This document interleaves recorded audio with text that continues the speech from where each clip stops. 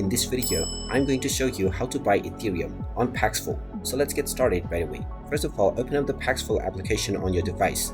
And once you open it up, log into your account if you haven't done so already, using your biometrics or your credentials. After logging in, you will be taken into your homepage, from which if you wish to buy Ethereum, you can tap on the Ethereum option right at the home. You will now see the receive as well as convert option. Choose whichever one of these options you wish to use, and if you have already verified your identification, you will simply be asked to enter the desired Ethereum that you wish to buy. After entering your desired amount, you can proceed forward with entering your payment method information. You can choose from your bank account, your online wallet, as well as your credit or debit card.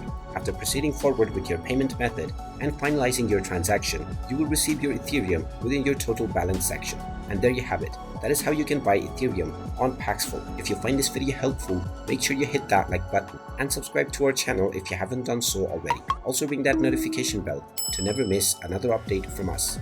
Thank you for watching, and I will see you again in the next video.